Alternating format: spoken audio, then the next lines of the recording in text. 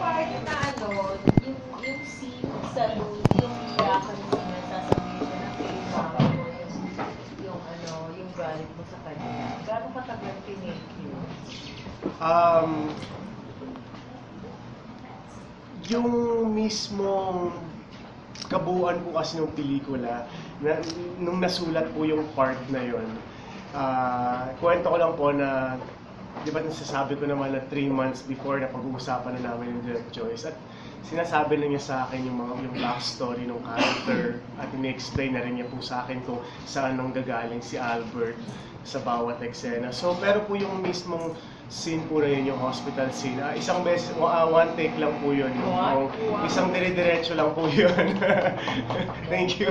Isang dire-diretso lang po yun. Pero naalala ko lang po, bago ako sumalang dun sa mismong sa set, sinabi lang sa akin ni Direct Joyce, kasi ito na po yung medyo kaduluhan na ng mga shooting schedules po namin.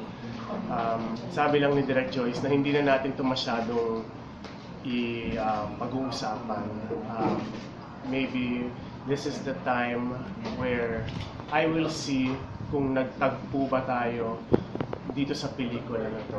Kasi it's collaboration din syempre po with the director and the actor. So sabi niya, hindi na kita masyadong i-motivate, hindi na rin kita masyadong kakausapin ngayon. This time you're on your own. We have to see kung nagtagpo ba tayo. Will you be doing another heavy drama next time?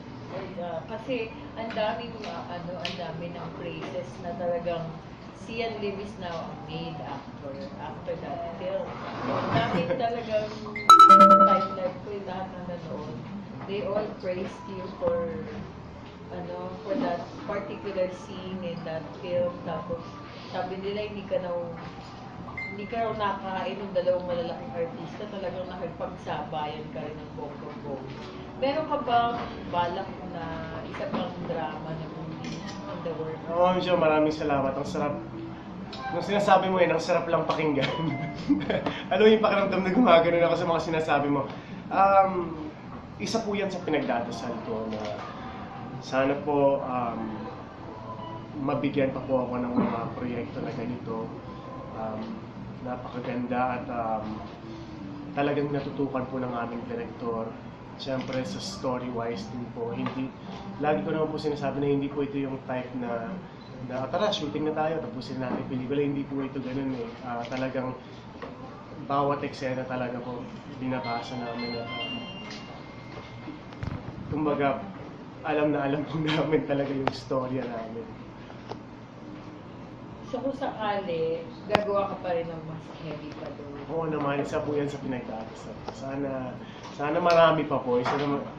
Sana marami pa akong magawang heavy drama. And isa po yan sa mga goals ko po.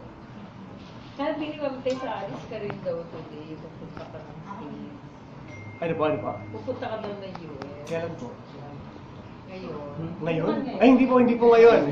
hindi po bukas. Para po sa teleserye rap.